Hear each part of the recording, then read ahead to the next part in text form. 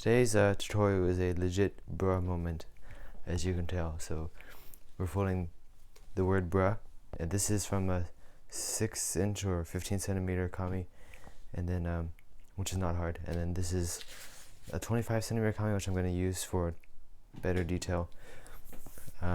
Here's the crease pattern, which you can find in the description. And also, this is folded in origami with the collapsed model for you to see. And don't worry, it does look a little bit intimidating, but a lot of it is just shaping details. That's more to tell the computer how to do it. When you see it in person, it will become more apparent how to, what all these random creases are. You see, it does look like a 16 by 16 grid, but for the most part, it's 8 by 8. So let's go ahead and make our 8 by 8 grid. Now, if you don't know, I'll show you the shortcut way to folding a grid. For when you're using kami, usually it means your thing's not super. It's kind of casual. So if I were folding like double tissue or anything more fancy, I would not be doing this method. But you can fold through the layers to get a really fast grid. And if you have a bone folder or some other similar tool, you can do that even faster.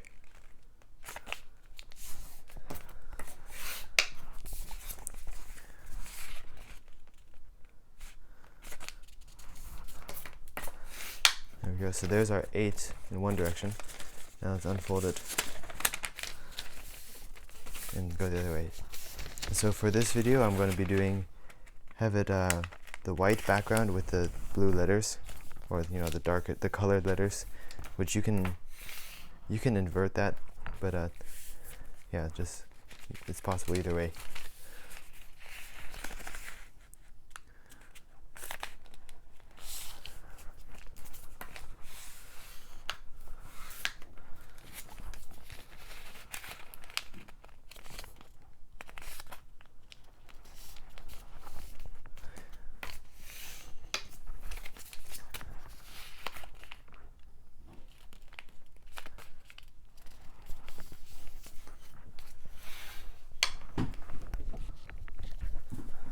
Yep, there we go. So now we've already finished our grid. Okay, then we can go ahead and we can go through and start pre-creasing some of the diagonals. Now I know it does look kind of intimidating because it does at first glance look like there's a lot of diagonals, but when it really comes down to it, there's a few key lines, and the rest you can kind of just ignore. So let me go over it with green.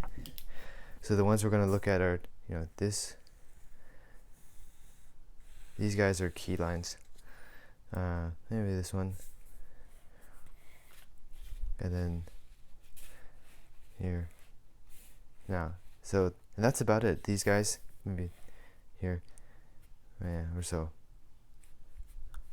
You can start like that. So don't get distracted by all of this mess, or like the little tiny strips on the side. Don't, because yeah, it will become more apparent in the shape. So we're going to start with white side up, and we're going to just go ahead and kind of go through all the green lines.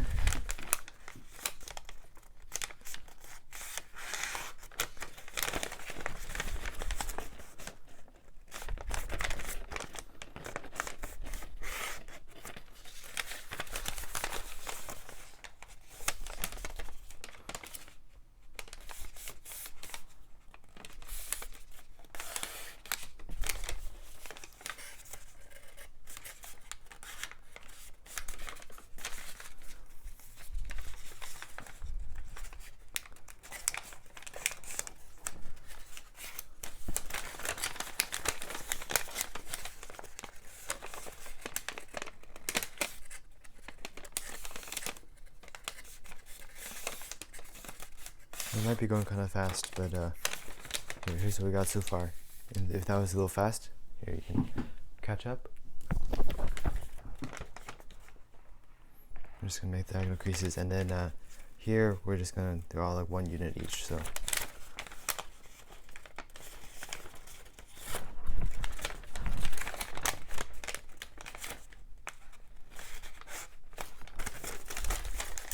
now, yeah.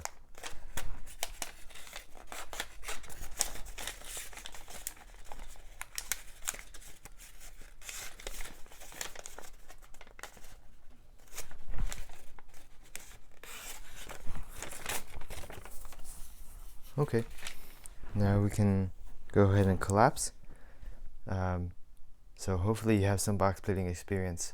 Otherwise this could get kind of hard, but we'll try to do it as best we can. So first of all, you might notice there's a valley that goes all the way across here. Here, this is a better sequence. We could go like this, right, and then maybe here, and then we do an Elias stretch on this side, and then some reverse folds on this side, and then being sure to pull out, you know, the layers like that. Yep. And then here, I don't really know if there's much of a sequence, but just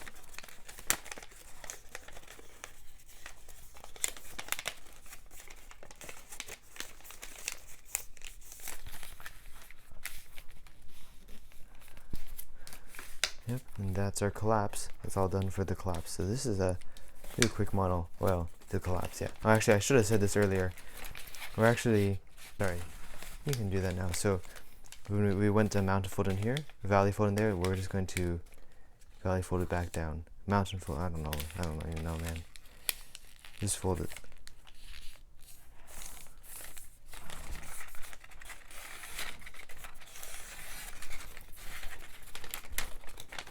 And then collapse it back up. Which I probably should have mentioned that earlier. But hopefully y'all are pretty good at this. Okay, so let's inside reverse fold this part.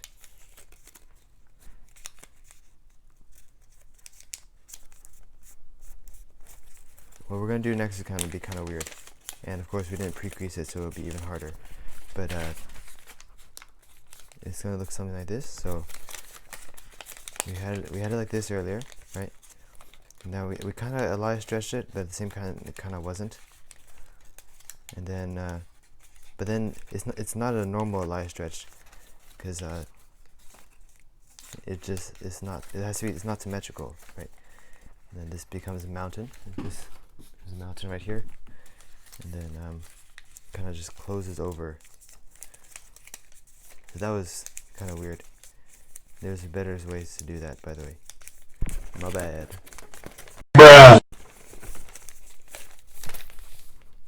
Let's go ahead and start the shaping. So this is the back of the word, and all these flaps on top pointing forward, these are our letters. So let's start with the B. Let's fold off one flap. So this is the top part of the B. So we're going to bend it upwards, kinda, and then to the right. So we could go like that, as you see here, or you can actually go like this. That's okay too, right? Now the problem is we don't have any blue showing, so, or any color showing. So what we got to do is lift it up a little bit, or even better is actually mountain fold it. So we're going for ease right now. I'm gonna try to make this as easy as possible. So let's just mountain fold that in a fair amount. If you decide to valley fold it, then you want to do half as much. That might make more sense later.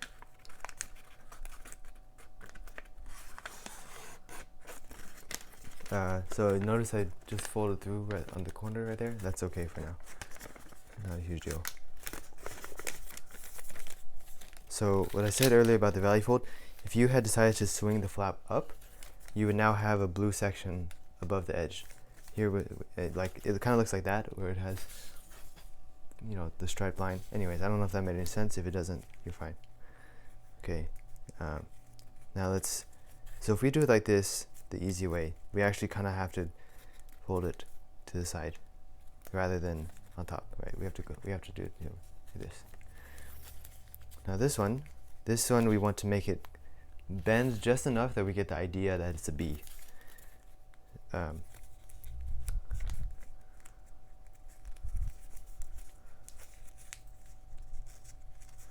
let's ignore this flap for a second. Let's just make our second half of the B.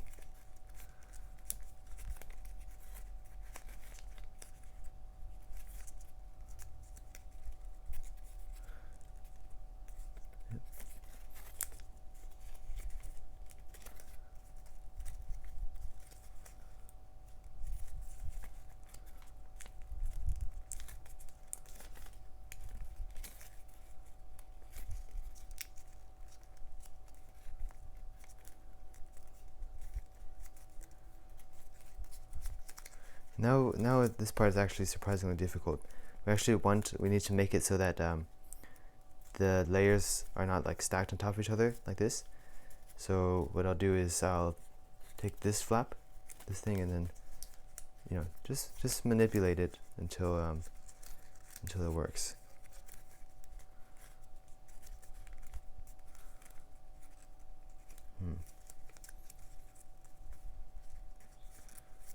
That's not perfect.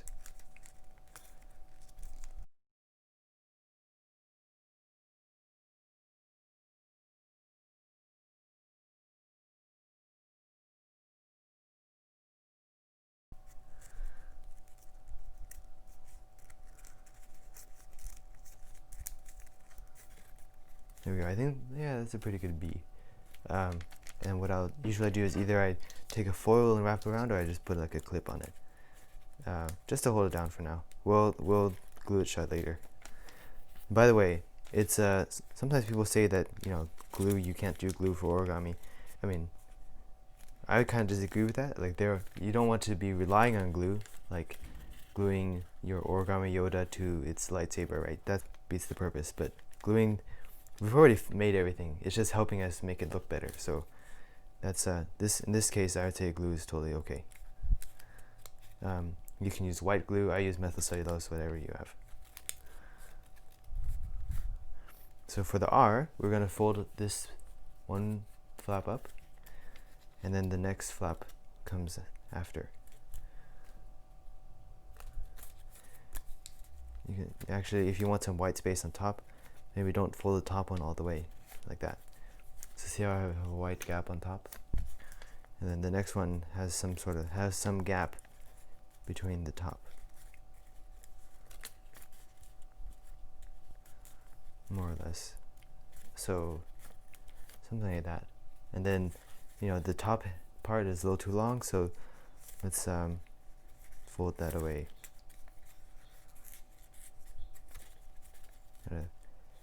Maybe at an angle.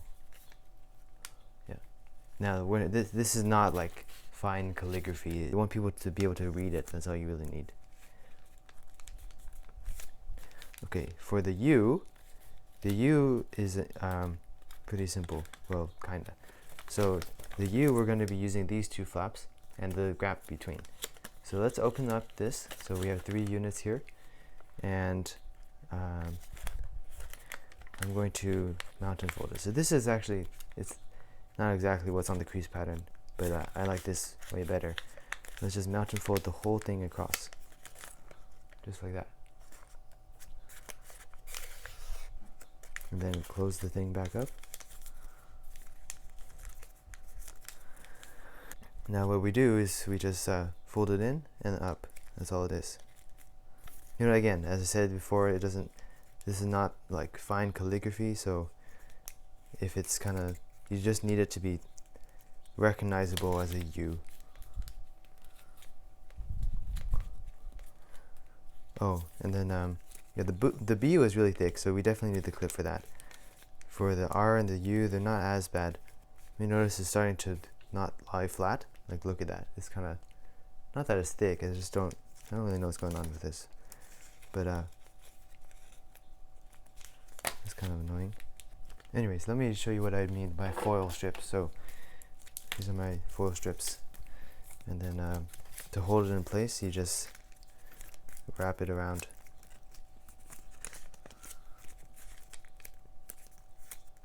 And that's nice because sometimes the clip will like make your thing unbalanced or so. Yeah. All right. Now the H. So the H is the hardest part. Oh, actually, so I hate to retrace my steps, but I actually did this part wrong. I don't know why I decided to make this small flap when these two should actually be one big flap together. So let's just force that. Here's how we did it. So hopefully you're following, and then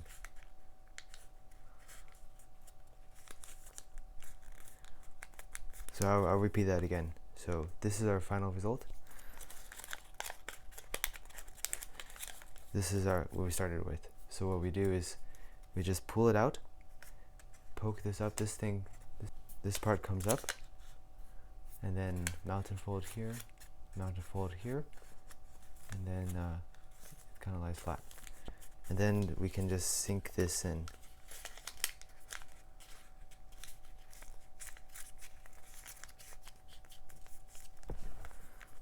Okay. So the H, we're going to have a huge gap between the U and the H. Let's start by lifting up the layer so we can get our blue ready. Because right now, if we just go like this, you won't see much blue. The blue you see is just because of the error. We want it to have like a clean shape. So let's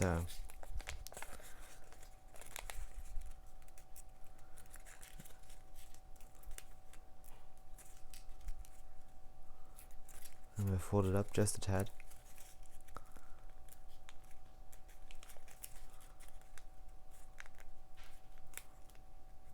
Or something like that, yeah. And then we can, fold it forward and then bend it up. Now we got a cleaner shape of H pointing up. Let's just make something lie flat. You can mush it. Then this part is going to come up to the side, right? That's how H's go, and then back. Or yeah.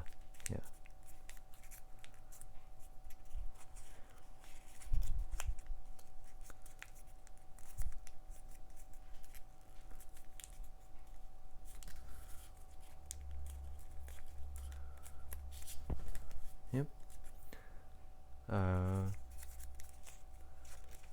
Maybe I wanted to go a little bit farther back. Yeah, there we go. That looks a little bit more proportional. And then let's open up some blue.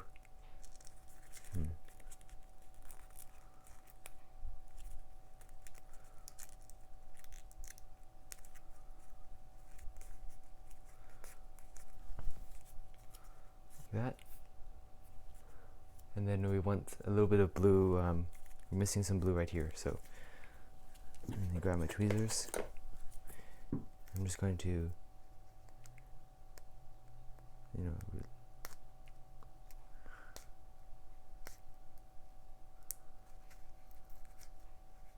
oh, it's a little rippy. You see that? See that rip? That's a bruh moment. We don't want to have such a long tail, so just fold it away.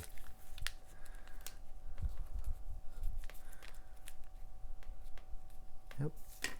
There's our H. So this one, we definitely need a clip for this. Well, yeah, more or less.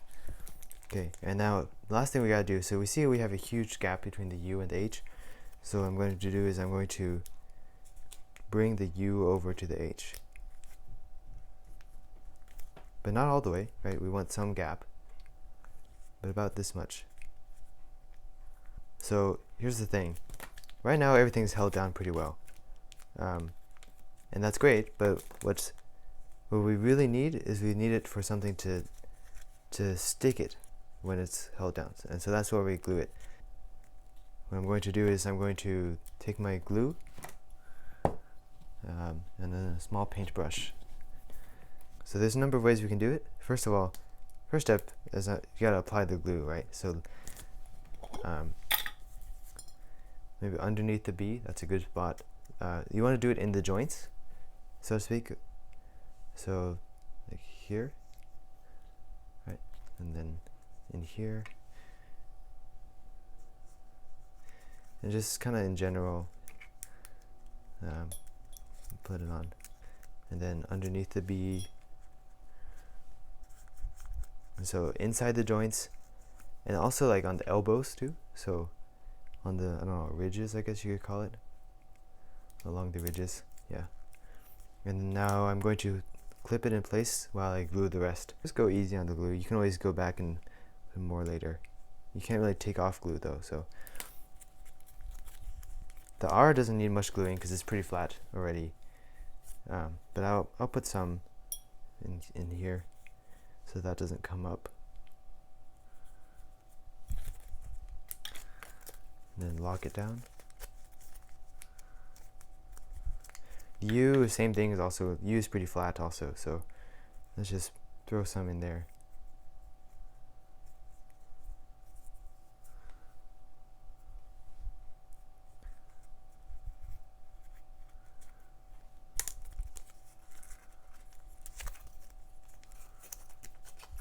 I'm also gonna really make sure I put some in the joint of this this bend, this kind of brute force bend, because it's definitely going to spring up if you don't.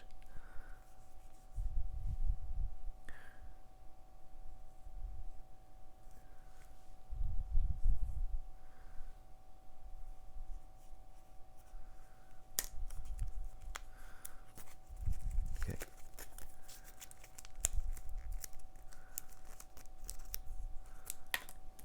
And then let's put some stuff underneath in here. And there, let's put some in there to hold the H down. And then also on the joint, or on the elbow, kind of the ridge.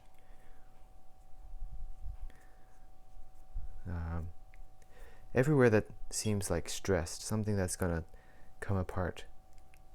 Now, so here's what we can do. So you could either pick one, so either you put paper clips on the whole thing, or so that's okay, or you can wrap the whole thing in foil. And I'm going to go for the foil method. So I'm going to wrap the whole thing in foil. Make sure you pinch down tight on the top and the bottom to make sure it's pretty flat. And then I'll need here's some extra foil for the bee. I think the bee needs some more glue. Foil that up. Wrap it nice and tight. Okay. This next step can be pretty heavy sometimes, so and if you have Robert J. Lang's, let's see, this is a really good book, this Origami Design Secrets. If you have it, it helps a lot. What I'm going to do is I'm just going to make sure you put more weights on it, and then just hang out for a while. Maybe wait like 10 minutes or so. It doesn't take that long, and then come back to it. It's been about 8 minutes, I think, and I think that's, I would eyeball that that's plenty of time to dry. So, you ready? It's like Christmas morning, dude. You open up your package, and what do you get? You get a bruh moment. This will be a monument to our bruh. It will be a bruh monument. Yeah, that's pretty clean actually. Yeah, so there's your bruh moment, your origami bruh. You know, if you like the bruh culture, and I don't know, man, just join the origami Discord. If you did fold it, I know it's kind of a silly fold, but you should still post it, or at least just show me, send me a picture somewhere. Instagram, Discord, should be all in the description. If it helped you, even though, you know, if it helped you, or you know, you learned something new today, or you thought it was funny, you should like and subscribe, because that would be you know, a fair trade. I make the video, you leave a like. That's a fair trade. So that would be much appreciated. And then I don't know, man, I need to write a script. I don't know what else I'm gonna say. I'll see you guys next time.